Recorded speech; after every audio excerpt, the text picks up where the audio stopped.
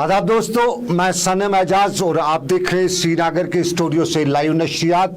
अब तक क्या कुछ रहा दिन भर में, इसी सारी सूरत पर हमारी रहेगी नज़र और इस नज़र में हम सियासत, मामलात और दूसरे हालात वाक़ात सब पर नज़र रखेंगे।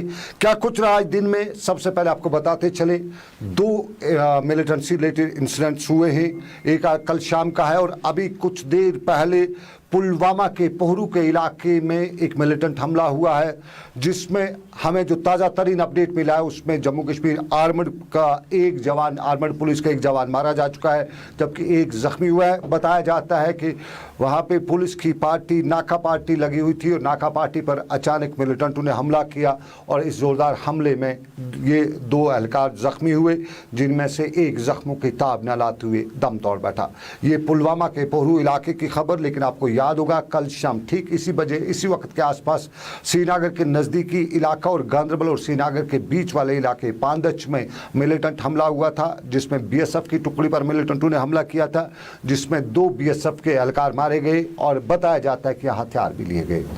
कल का वाक़ा, आज का वाक़ा, पिछले कुछ दिनों से मिलिटेंसी के वाक़ात में इजाफा हुआ है और इसी इजाफे में देखा जा रहा है कि जहाँ पहले साउथ कश्मीर मिलिटेंसी के रिलेटेड इंसिडेंट्स आया करते थे, वहीं अब नॉर्थ कश्मीर से भी आ रहे हैं और कल शाम का साउथ कश्मीर, सेंट्रल कश्मीर का वाक़ा भी एक सिक्योरिटी कंसर्न रिलेटेड मामला देखा जा रहा है। इस सारे के बीच में कुपवाड़ा में आज पुलिस ने दावा किया कि उन्होंने 3 मिलिटेंटों को गिरफ्तार किया और एसएसपी कुपवाड़ा ने आज प्रेस कॉन्फ्रेंस करते हुए बताया कि इन 3 मिलिटेंटों को सोगाम गंगबुक के इलाके में दौरान शब गिरफ्तार किया गया और उनसे हथियार भी बरामद किए गए। इस खबर की पूरी तफसील आपको बताते चले कि कुपवाड़ा के वादी लुलाब के लालपुरा के 2 और कलारूस का एक नौजवान, एक लड़का 18 से 20 साल की उम्र में परसों ही यानी 2 दिन, आज तीसरा दिन उनका मिलिटेंसी में ज्वाइन कर गए थे और इस हवाले से उनकी कुछ तस्वीर सोशल मीडिया पर वायरल भी हुई।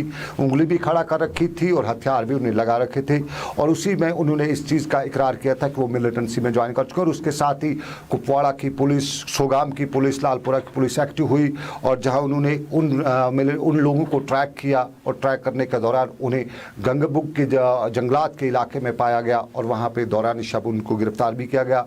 बताया जाता है, पुलिस ने आज बताया कि वहाँ पर कुछ गोलियाँ भी चली हैं, इनकाउंटर भी हुआ है। ताहम पुलिस ने बताया कि उन्हें जिंदा गिरफ्तार किया गया। ताहम मुकामी लोगों ने, जब मैंने उनसे बात की तो उन्होंने बताया कि वो एक तरफा गोलीबारी लग रही थी, कुछ वक्त के लिए कुछ वार्निंग शॉट्स से लग रहे थे।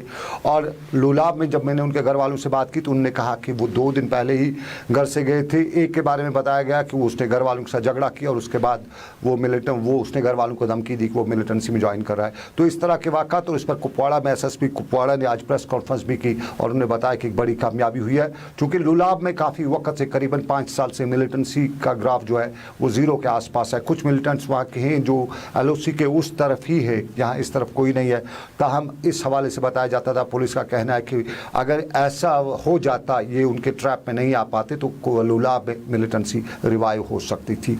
ये कुपवाड़ा के लुलाब की खबर। लेकिन मिलिटेंसी रिलेटेड के साथ साथ दूसरा बड़ा कहर जो दुनिया भर में इस वक्त है वो कश्मीर से लेकर कन्याकुमारी, या यूँ कहें कश्मीर से लेकर कंधार, या कश्मीर से लेकर दूसरे दुनिया ममालिक तक, हर जगह एक तरह का ही है और कश्मीर में कुछ ज़्यादा ही है। हिंदुस्तान में भी कुछ ज़्यादा है, माना जा सकता है कुछ ज़्यादा है, क्योंकि हमारा जो इंफ्रास्ट्रक्चर है, हेल्थ इंफ्रास्ट्रक्चर जो है वो इतना स्ट्रांग नहीं है, इतना उस ताकत का नहीं, उस लेवल का नहीं है कि इसका सख्ती के साथ मुकाबला किया जा सके। और यूँ कल का दिन हमारे यहाँ एक अच्छी खबर नहीं आई और आज की खबर भी यही है कि आज भी अच्छी खबर नहीं आई, क्योंकि आज 2 अमवात हो चुकी हैं कोविड से, कोरोना के वायरस से। ये दोनों अमवात श्रीनगर के आसपास के इलाके के, एक बडगाम की है। 70 से ऊपर की उम्र की खातून 15 तारीख को श्रीनगर के एसएमएच अस्पताल में भर्ती होती है। सीओपीडी यानी वो चेस्ट इन्फ्लेमेशन थी, चेस्ट का उन्हें कंजक्शन था, उसको लेकर उन्हें एडमिट किया जाता है और बाद में वो पॉजिटिव हो जाती है और पॉजिटिव होने के बाद उनका टेस्ट जो आता है और वो उन्हें शिफ्ट किया जाता है। जब पॉजिटिव होती है तो उनका टेस्ट जब आता है, शिफ्ट किया जाता है सीडी हॉस्पिटल और सीडी हॉस्पिटल में उनकी मौत वाक़ा हो जाती है। ये एक खबर आती है, लेकिन उसके साथ ही दूसरा, श्रीनगर के बिमना इलाके के खातून, वो भी इसी तरह के एलिमेंट्स को लेकर श्रीनगर के हॉस्पिटल में, श्रीनगर के एसएमएच हॉस्पिटल में भर्ती हो जाती हैं और वहाँ उनकी मौत होती है। लेकिन उसका टेस्ट जो आता है वो उनकी मौत के दूसरे दिन पॉजिटिव आता है, यानी कल उनकी मौत हुई, आज उनका टेस्ट पॉजिटिव आया है। और यूँ कह सकते हैं कि 2 रिलेटेड अमवात थी कोविड के रिलेटेड। और आज भी श्रीनगर में कुछ लोग इसी मुद्दे को लेकर बहस कर रहे थे। बहस में पहला मुद्दा यही था कि क्या एसएमएच हॉस्टल में जो भी जाता है वो पॉजिटिव क्यों हो जाता है। और साफ जाहिर है एसएमएच हॉस्टल में कोई ऐसी बात तो नहीं है, क्योंकि जितने भी अब तक केस आए वो एसएमएचएस में थे, एडमिट थे, और एडमिट होने के बाद वो पॉजिटिव आए। तो खदशात का इजहार किया जाता है और इन्हीं खदशात के पस मंज़र में सवालात खड़े हो रहे हैं। लेकिन खदशात और भी है।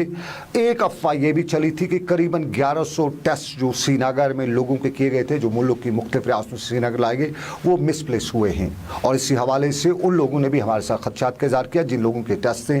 उनका ये कहना था कि वो हम दोबारा टेस्ट नहीं देंगे, और उसको लेके वो हंगामा कर रहे थे। लगातार हमारे न्यूज़ रूम को कॉल्स आ रही थी, पर्सनल नंबर्स पे कॉल आ रही थी, और बताया जा रहा था कि उनके साथ नाइंसाफ़ी हो रही है।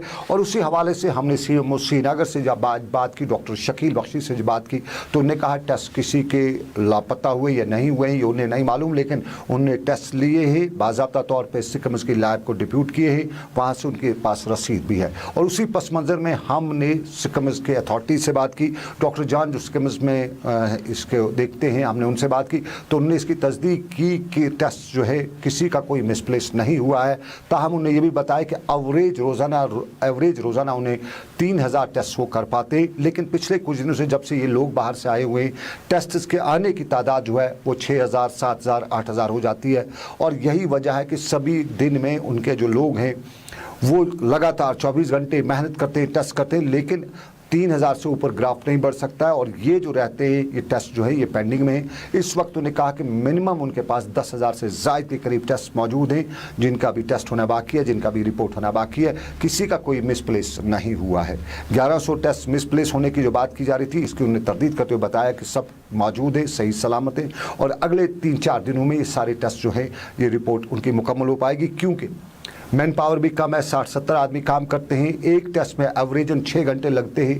तो खुद अंदाज़ा करिए किस तरह की मेहनत, किस तरह की जानफशानी लैब में काम करे लोगों को करनी पड़ती है। तो सारे के बीच में सबके टेस्ट होना शायद नामुमकिन सी बात है। ज़मीनी हक़ाइक़ यही बताते हैं, किसी का कुछ नहीं है। लेकिन क्वारंटीन हो रहे लोग और उनको परेशानियों का सामना भी करना पड़ रहा है। क्वारंटीन हो रहे कुछ लोग कुपवाड़ा से भी है, जिन्होंने आज हमें फ़ोन करके बताया कि उन्हें बहुत ज़्यादा परेशानी है। एक कॉलर है, ये कुपवाड़ा के रहने वाले हैं, वादी लोलाब के दिवर गाँव के रहने वाले हैं, महाराष्ट्र में थे, और उसके बाद ये कश्मीर आए, इन्हें क्वारंटीन होना पड़ा। श्रीनगर के एक होटल में इन्हें क्वारंटीन रखा गया। वो अपनी रुदात कुछ इस तरह से सुनाते हैं, हम आपको सुनाते हैं, और कुछ और मुद्दों पर हम बात करेंगे, लेकिन उनकी बात हम अरबाब इक़दार तक पहुँचाना चाहते हैं। जनाब ऐसी कुपवाड़ा पड़े शिवगिरी से श्रीनगर से चढ़ा होटल पड़े विन होना जनाब क्वारंटाइन कुपवाड़ा रोला जनाब ऐसा ये तो होटल में क्वारंटाइन से क्या इलाज जुबल इतना जनाब रिपोर्टिंग करेगा तो ये पक करके जैसे और आए पर एंट्री नहीं है कहीं भी करके जैसे रिपोर्ट आई है सिंपल नहीं है कि सही है बुनियादी रिपोर्टिंग क्यों लिखे हैं नशे होना रिपोर्ट लिखे हैं। अच्छा टोटल निशान ये और डॉक्टर ने करे में कांटेक्ट डीसी से गोर में कांटेक्ट डीसी वाला ठीक है बकरा प्रोसेस मार कुछ नहीं कहा है एडमिशन आ रही और कुछ डीसी तेरे में से पता था फोन करे में तुम फोन तुमने के पब्लिशर मैसेज तुम ओके आई विल राइट। अच्छा तो बेटा क्या क्या मतलब ऐसे जैसे नहीं होता वो नहीं तो ऐसे जैसे ये तो मतलब बात करने के बाद तो मतलब नहीं कुछ नहीं रिपोर्ट है स्क्रीन पे।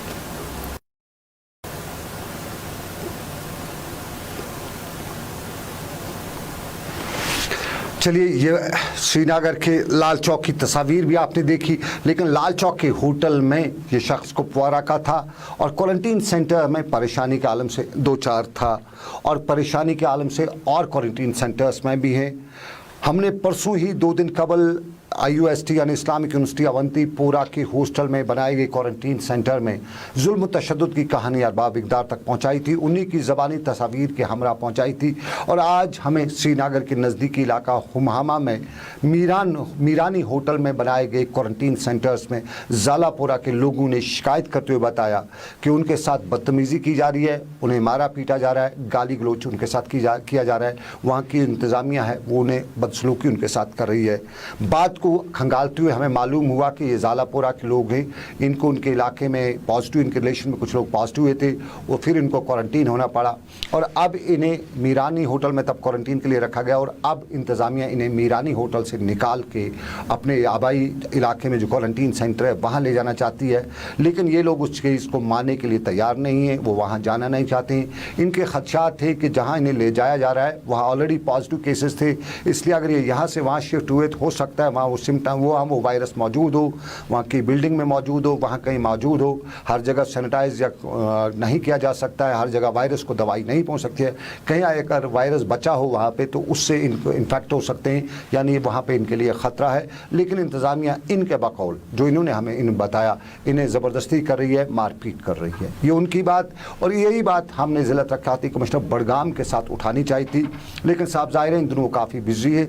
बराबर हम कोशिशें करते रहे, 1 घंटे तक हम उन्हें ऑफिस के नंबर से लेकर उनके अपने पर्सनल नंबर पे कॉल करते रहे, लेकिन फ़ोन की घंटी बजती रही, उठाया नहीं गया। तो वहाँ पे हम इस मामले में कुछ कर नहीं सकते, लेकिन और भी मामला हैं और एक मामला है श्रीनगर के नटीपोरा के इलाके का।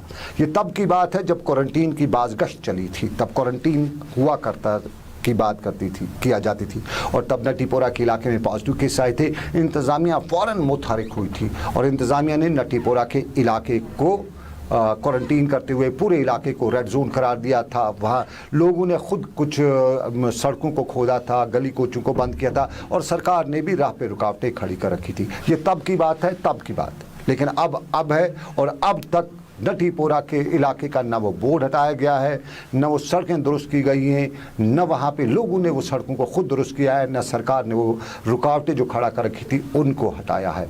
तब और अब में बहुत कुछ बदला है दरियाई जहलम से, तब और अब तक बहुत पानी बह चुका है।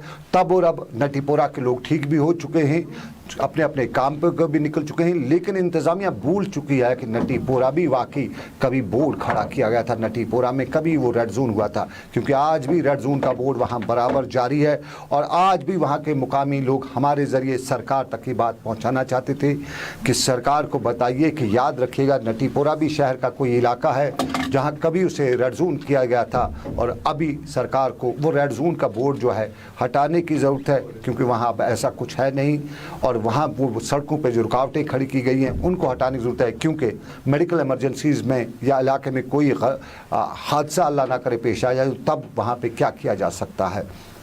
ये नटीपोरा के लोगों की बात और इस हवाले से भी हमने इंतज़ामिया से बड़ी कोशिश की थी कि हम उन तक बात पहुंचाएं, बात नहीं पहुंच सकी, SMS किया है, जवाब उसका मिला नहीं है। फ़िलहाल देखते हैं उस पर क्या होगा, लेकिन और भी पहलू हैं। और दूसरे पहलू में हमारी कम्युनिटी में एक कहावत है कि एक हमारी कम्युनिटी का आदमी DC के ऑफिस गया था, DC के पास उसकी नालिश थी, किसी ने शिकायत कर रखी थी और जब वो डिप्टी कमिश्नर यानी DC के ऑफिस गया, DC को सामने मिला, अपनी बात बताई तो DC ने खुश होकर उसको बरी कर दिया और जवाब में उस हमारी कम्युनिटी के उस आदमी ने उसको दुआ दी कि जा रब तेनू गार्ड बनाए।